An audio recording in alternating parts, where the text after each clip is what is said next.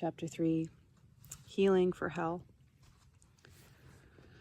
One day I saw with my ray a lonely old woman working on her garden plot, Anastasia began. She was sprightly, slim, and always cheerful.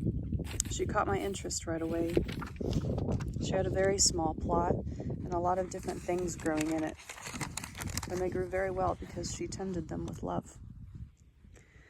Then I learned that the old woman would put everything she grew into a basket and take it into town and sell it. She tried not to eat the early fruits of her labors, but sell them when they would still fetch a high price. She needed the money to help her son. She had given birth to him late in life, and soon afterward she was left without a husband. Her relatives never communicated with her. Her son liked to draw as a child, and she had dreams that he would become an artist. Several times he tried to get in some place where he could pursue his studies. Finally, he made it. And once or twice a year, he would come to visit his elderly mother. These visits were the highlight of her life, and each time she would save up her money and prepare a whole supply of food for him. As the time for his visit approached, she would pack vegetables into glass jars and put their lids on tight and give the whole supply to him when he arrived. She loved him very much and kept dreaming about her son becoming a top-notch artist. She lived on that dream. The woman was kind and cheerful. Then for a while I did not watch her. The next time I saw her, she was very ill.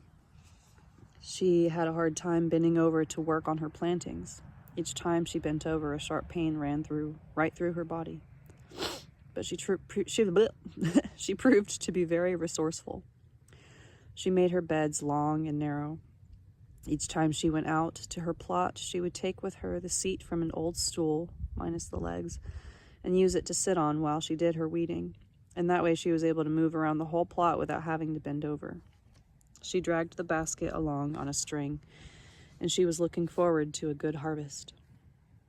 It really looked as though the harvest that year would be quite plentiful, since the plants felt her state of mind and reacted accordingly. The woman sensed that she would soon pass on, and to make things easier for her son, before she died, she bought a coffin and a wreath and made all of the funeral preparations. But she still wanted to bring in one last harvest and prepare the winter's food supply for her son before she died. I did not pay much attention then to why she was still sick even after such a close contact with the plants. I thought perhaps it was because she herself ate almost nothing from her plot. She sold what she grew and then used the money to buy things she needed on the cheap.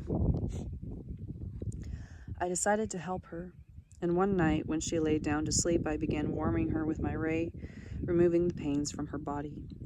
I could feel some kind of resistance to the ray, but still I kept on trying. I did this for about 10 minutes until I succeeded in healing her flesh.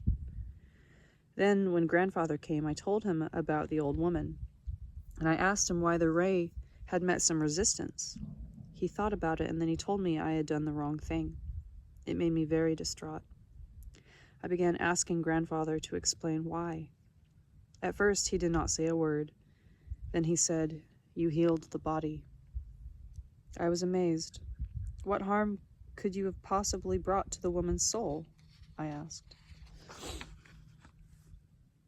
Anastasia sighed and went on. The woman's health got better and she did not die. Her son came to see her earlier than usual. This time he came only for 2 days and told his mother he had quit his studies and did not want to be an artist anymore.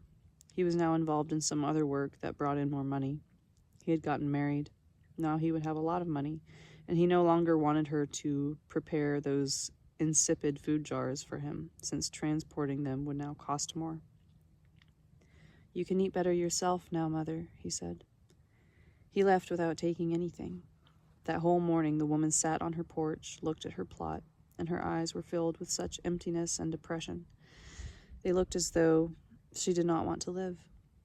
You see, her body was healthy, but it was as if there were no life left in it. I saw, or rather felt, the terrible emptiness and hopelessness in her heart. If I had not cured her body, the woman would have died at the right time. She would have died peacefully with her beautiful dream and hope intact.